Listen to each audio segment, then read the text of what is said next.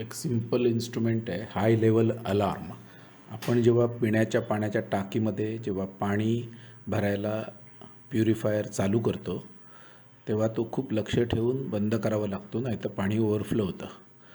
आता हा high level alarm मी पिण्याच्या पाण्याच्या टाकीला लावलेला आहे आणि टाकीत पाणी सोडलेलं आहे.